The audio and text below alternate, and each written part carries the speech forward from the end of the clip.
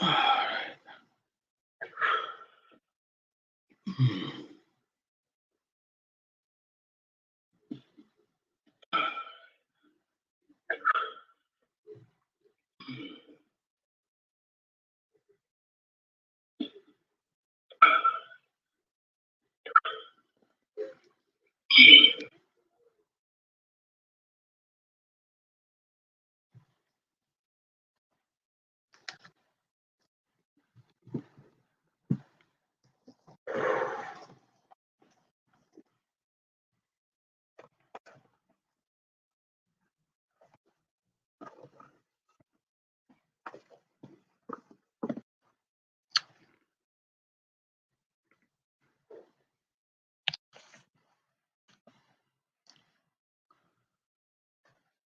Welcome back,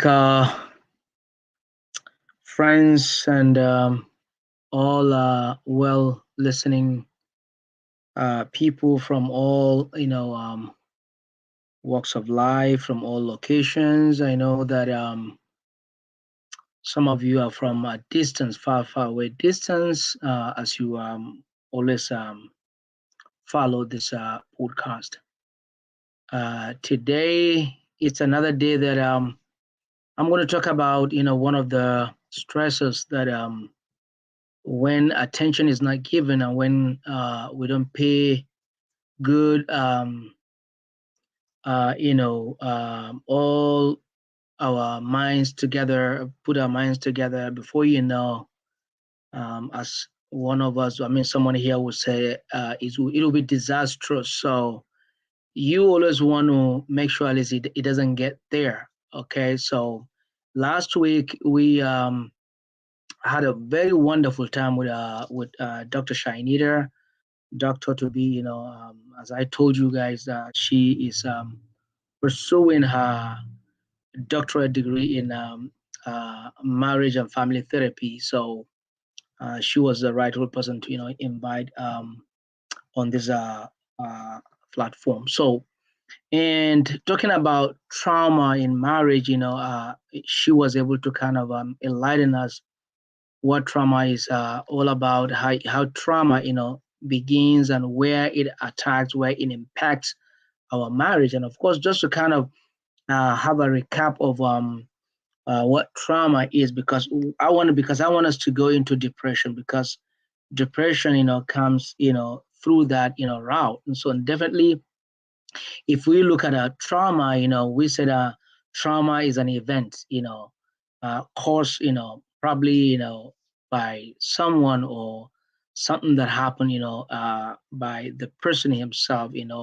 a way of trying to make some desires or some, quality of life, together. In the end, if it is not normally followed, it results to something different. So trauma could be, acute, could be multiple, or could be complex. So when you say trauma is acute, meaning, one-time event that happened in someone's life, and so and the person, struggled to live the past or that very particular event. But is when it is multiple, it means, in events, or complex is an event that occur one after another, one after another. So such trauma, it impacts a person. So it doesn't impact, in marriage, it doesn't impact one person, or it could be weighing on one person, because, it could be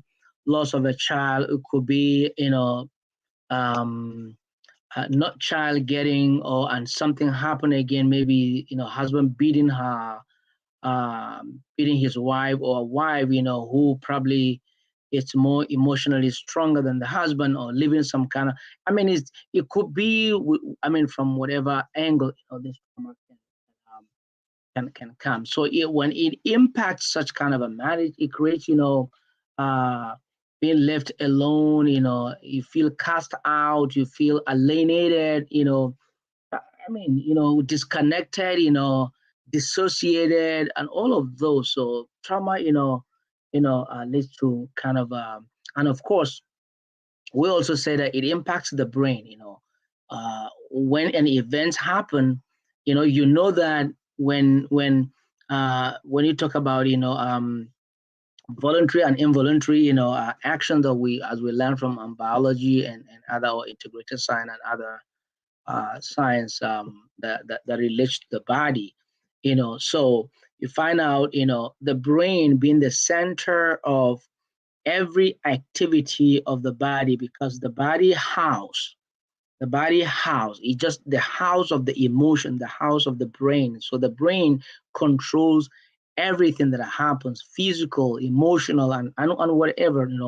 So definitely when it comes to events, when an event happen that leads to trauma, and definitely now you're talking about, like I mentioned before, you're talking about affecting your amygdala, affecting your hippocampus, affecting your prefrontal cortex. And of course, when it affects, your amygdala, which is the fear center, the fear center, that's where anxiety is created, all sort of phobias are created, and of course, when it comes to hippocampus, we are talking about a memory center. When that events that happen, you struggle to leave it behind, you struggle to forget it, you struggle to pass by, to overcome it. So that's where it could be that memory is created, in a hippocampus. So, and of course, prefrontal cortex is, the center of our brain that has to do with thinking. See, now you're talking about fear plus, fear plus, talking about memory, talking about thinking. So all of this, when they come together, it enmeshed in you. You are enmeshed in it. You are kind of strangled. You're kind of being, so you are trying to pull yourself out of it. And some people struggle to do that, and that's why you need help to get you out of that. But some people who are more resilient, because they don't want to be there, so they are able to pull themselves out. But those who have low self-esteem, who don't have the strength, they would always need, some kind of help. So in that's it, so that's why, when an event is created, you always want to avoid it. You always want to avoid such kind of events, being created, because when it impacts, uh, personality, or our human, nature, that's the way it totally disfigure the nature. It totally, takes the nature into a different, normalcy. Is no more normal. It has become abnormal. So definitely, and so by affecting ourselves, it affects a union. When marriage, come when marriage, has come to be. So definitely that marriage, has to really watch out. So it's not about this person, is about that person, but it's about the two people who need to watch, who need to be careful to look at it, as regards to, what am I causing? What am I, allowing our marriage to kind of suffer? What am I, giving room for, or allowing? What am I? So because we don't want to leave it to the other person, but it is the two people who come together. Like I talk about communication. When there's no communication, then definitely those things are not seen. So you have to leave room, give room, create room for communication, so that such events, sometimes an event could be physical, in the sense that some things that you've not invited, something that you have not thought about, say an accident happened, that one of you is impacted, or one of you is badly, yeah, affected. So sometimes it leaves a memory, it leaves some kind of thought in the mind of the person. Sometimes such memories, is difficult to live away with, because even if it's an injury that has to do with brain, like TBI, trauma brain injury. So if it's a TBI, you find out sometimes it's something that it's 50-50. Either, you get it out or not get it out. So, or you get healed out of it or not. So in that situation, truly, is a trauma, that definitely, that person has to live with it for, forever. Let me put it that way. Then if this happen in marriage, how would the other person take it? Would the other person, kind of live with it? So that's what brings about the depression that we want to talk about, today. And so, talking about depression, I said, understanding depression, and boundary setting, you know, understanding of depression, and setting of boundaries in our marriages. In marriage, definitely, these are two minds coming together to live together, if need be forever. Two minds coming together, all right, to be together, to live, if need be forever. So, but as events happen, other things happen.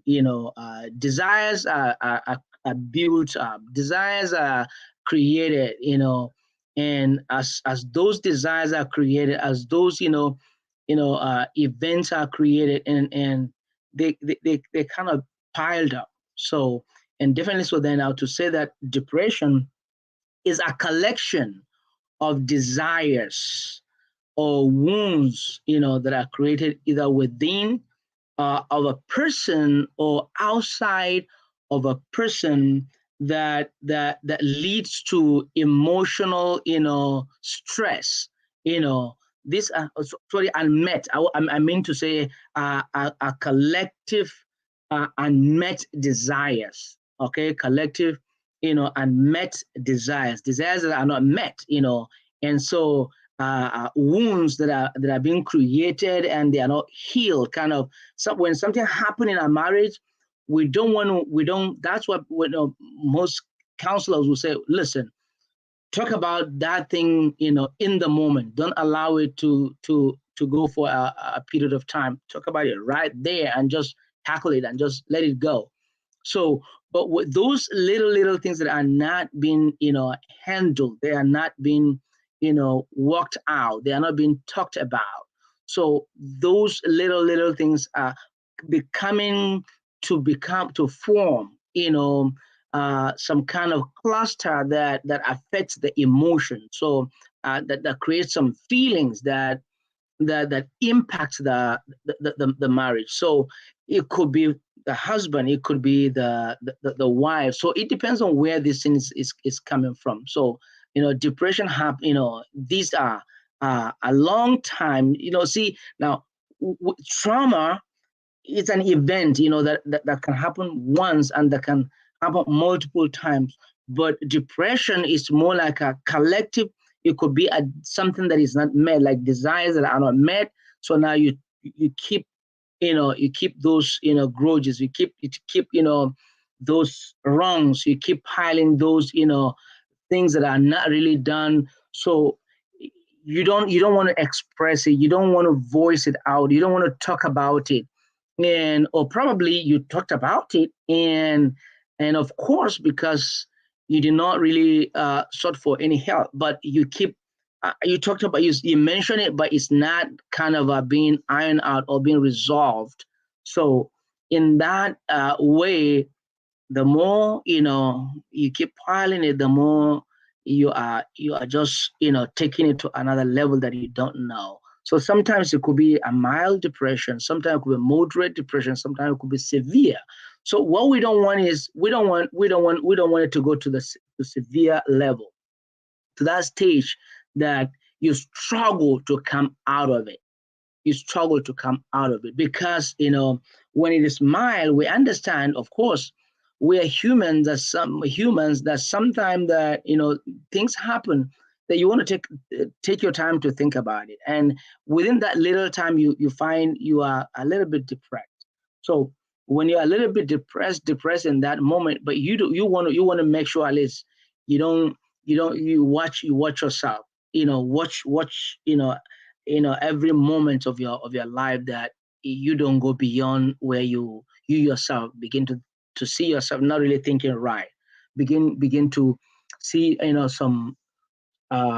something happening in your tummy, or you start to feel some kind of headache somewhere, or malaria somewhere, or you start to shrink, or and because people don't know that that depression sometimes has some kind of relationship with what we call typhoid, or what we call malaria, or what we call, because you feel pain in your body. Sometimes you feel sick in your body.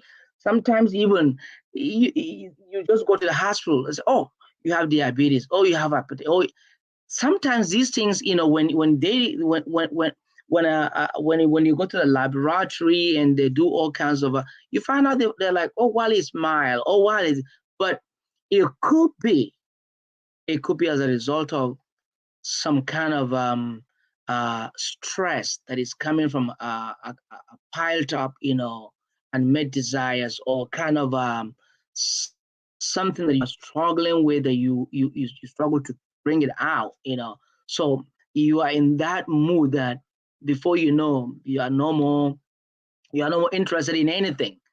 You lose your appetite, or I mean, you're not interested in food, you're not interested in people, you're not interested in watching this, you're not interested in listening this. You are completely, mute, to that.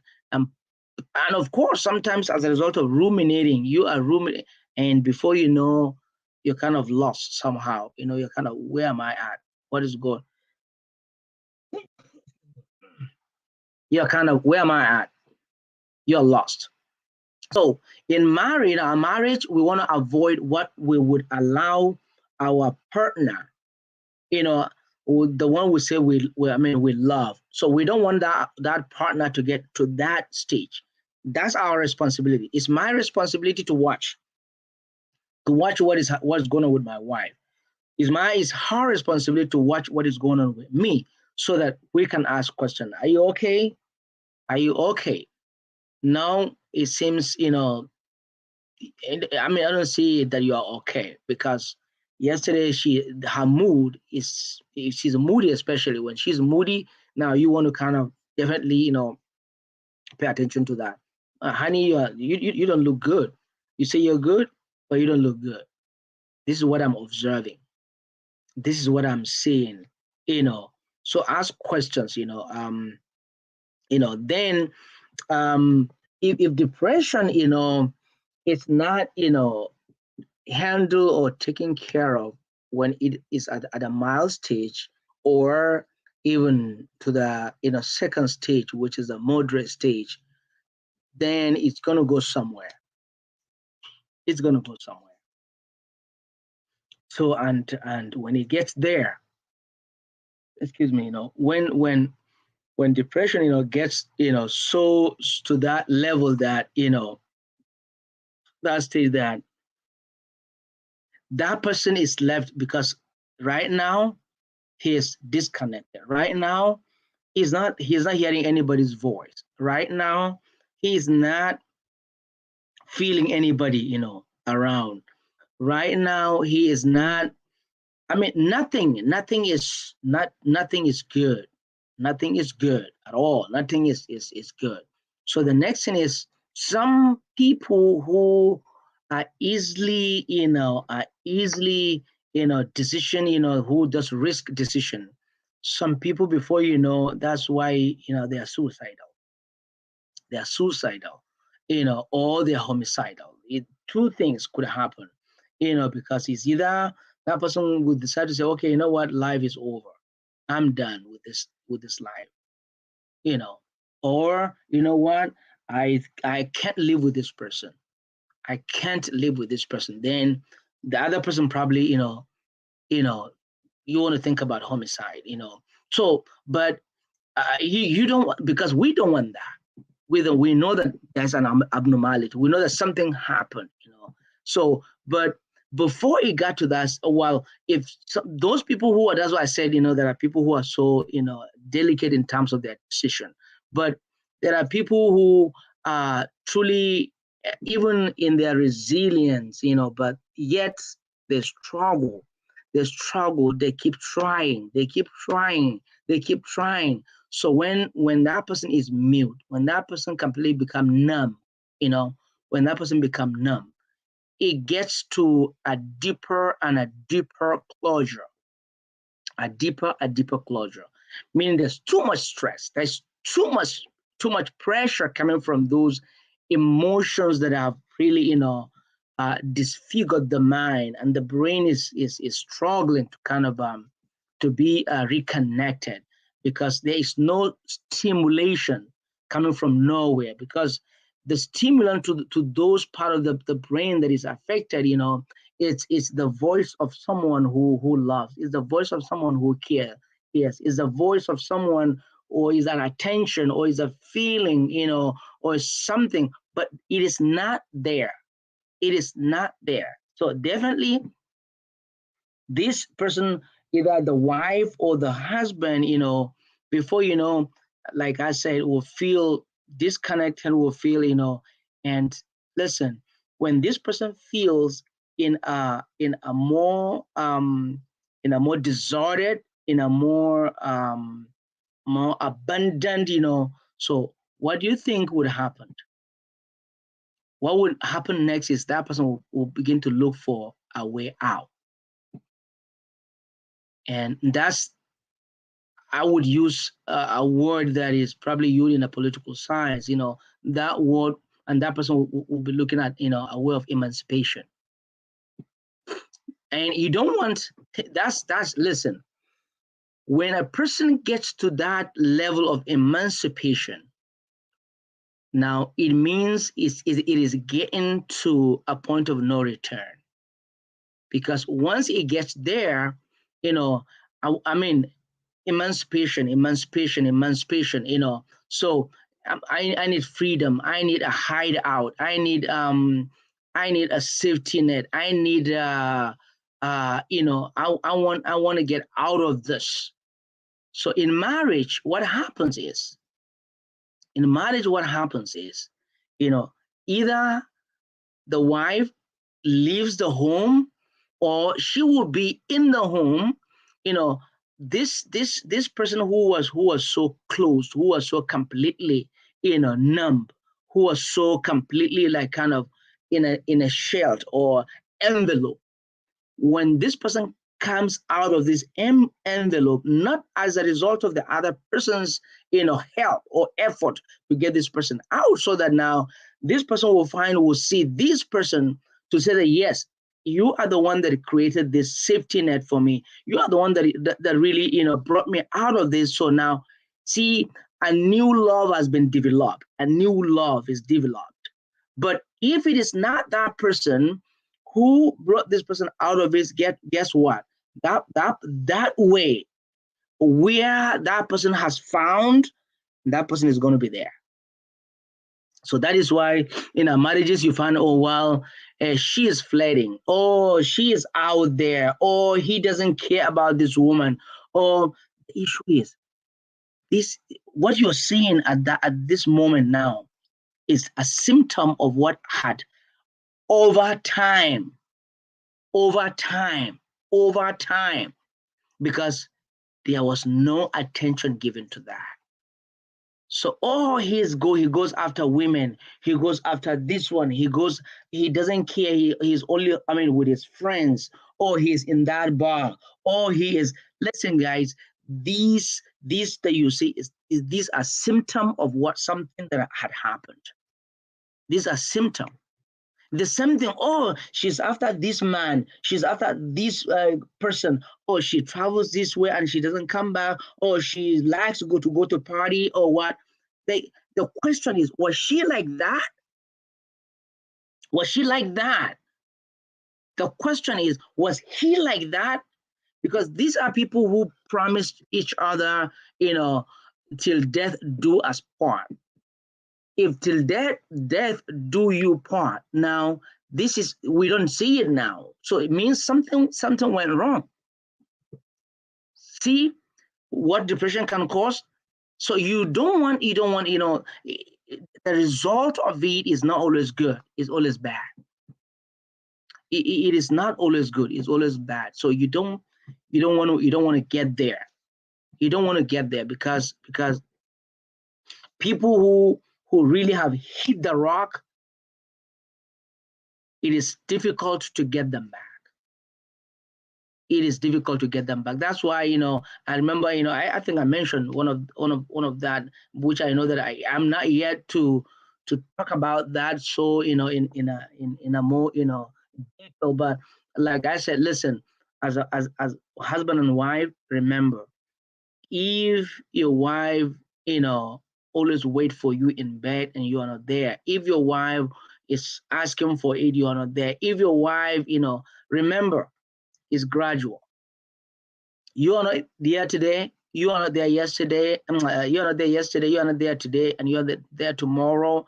And the next thing is, she will start to kind of now keep it, as she I mean, as long as she's not hearing, as long as she's not getting you, you think, well, all is well. Well, I mean, she's there in the house, of course she's there in the house, and if you're not there, she's now keeping these things in mind. She's not talking to anybody, she's not telling anybody for someone to hear it and say, hey, pay attention to your wife, she's there. She doesn't, she is not, she decided to zip up. So when she zip up, because no self-expression, no, utterances, no nothing. She's just numb. Then from there, she's like, well, he is not there. Well, this, well, that. And over time, then this lady was like, you know what? I think I'm not, I'm not dumb. I'm not. And of course, sometimes you see beautiful woman. It's not like the woman is ugly or she is bad looking or she is, she is not processing, her head is not on her shoulder, then before you know, this girl whose head is on her shoulder, this girl who is beautiful, then someone out there take advantage of that. He helps her, he helps to get her out of the envelope, out of the shell, out of those thorn that has really kind of get her out of it. And you think she was going to come back to the same thorn? No way. No way. The same thing.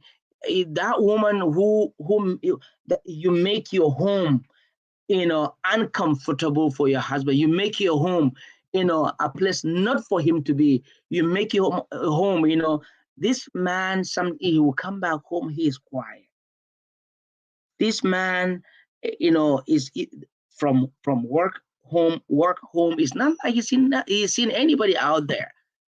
But just because there is no understanding in the home, just because, there's some kind of, miscommunication, there's some kind of, so before you know, this man is who sits quietly in the house, who doesn't hear anybody's voice, and the wife is just busy there with her own, trying to cook this one, trying to cook that one, trying to clean that one, trying to, make the bed, trying to, let me tell you, that's not, he is not seeing that. He doesn't see that. He wants to see you. If he doesn't see you, then definitely remember, he's going to what? Find a safety net. He's going to what? What is my catharsis right now? He's going to look for that, So that's it. He's gone. He's gone.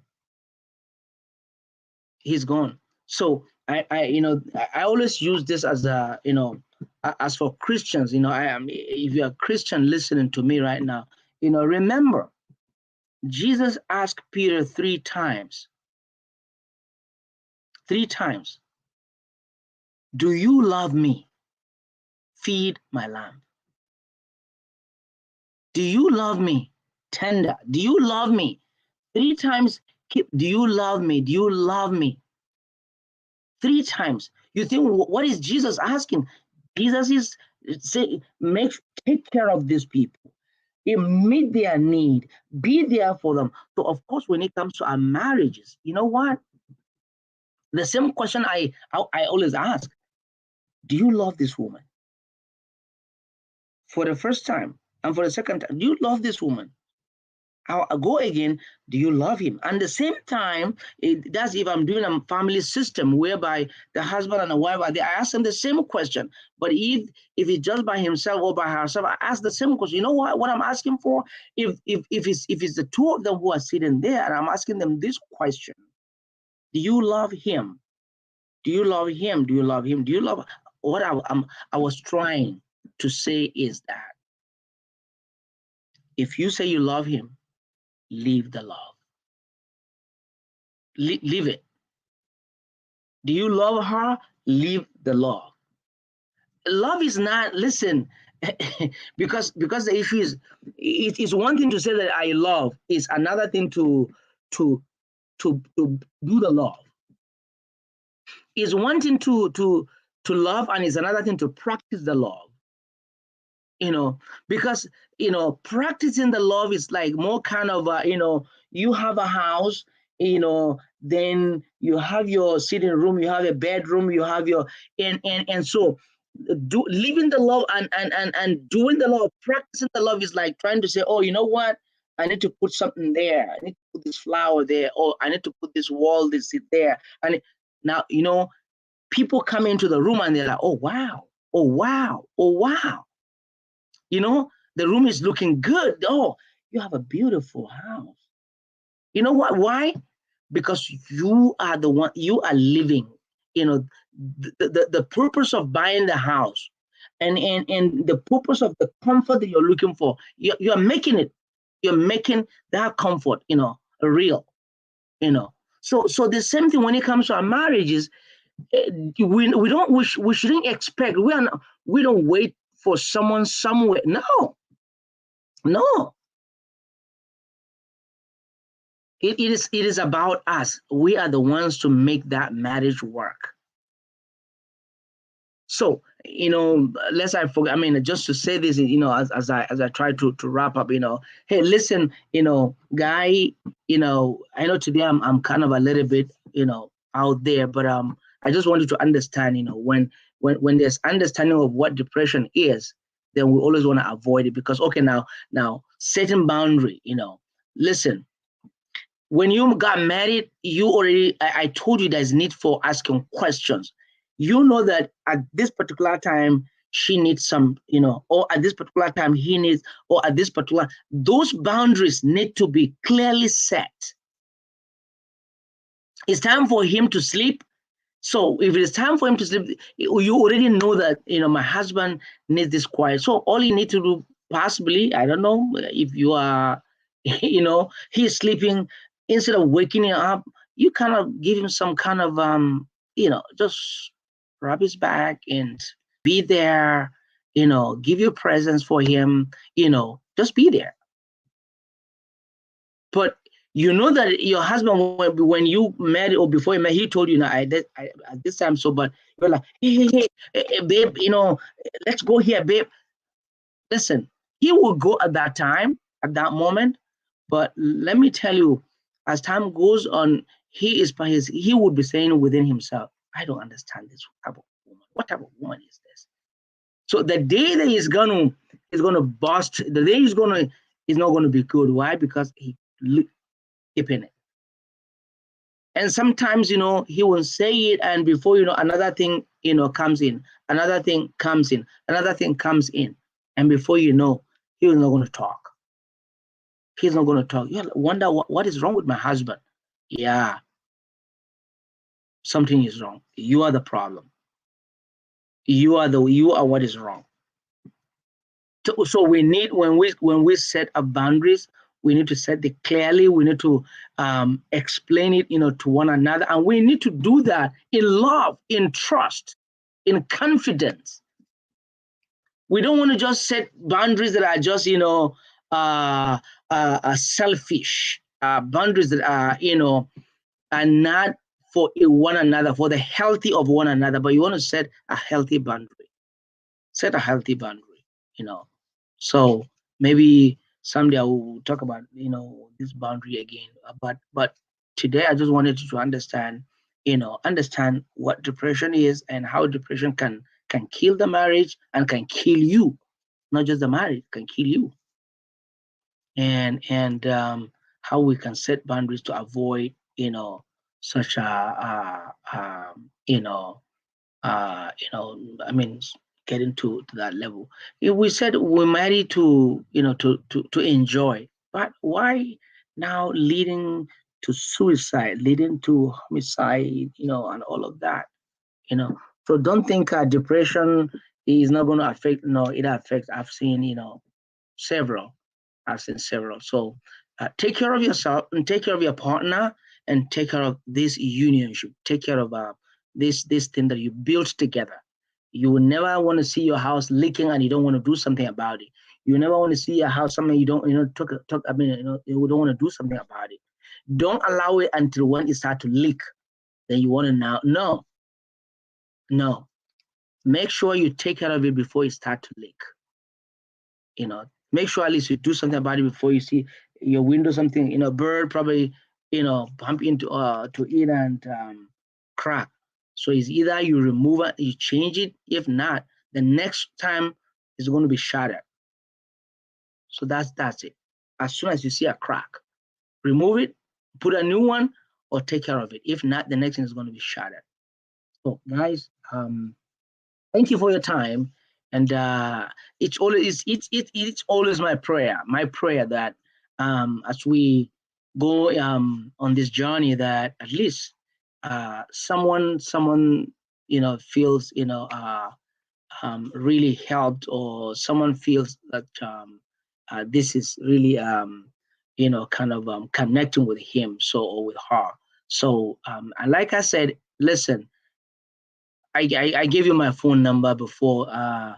Just try, just make sure at least you reach out to me, or reach out to me, or call me, or send me text.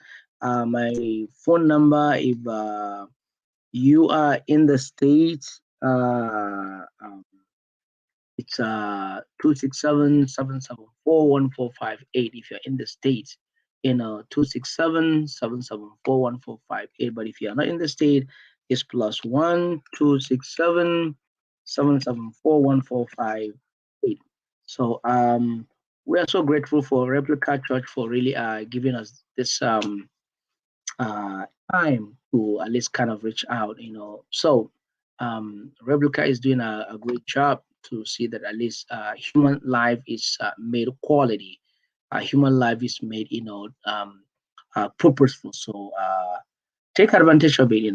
There are other, topics discussed there. There are other, people who are talking on different, topics. Missions, theology, and the rest of them. So I remain, I'm always grateful because I'm learning also from this. I'm not only, I consider myself also a privilege to share with you this I'm sharing. All right, stay blessed and stay healthy, stay safe. See you next week. Bye bye for now.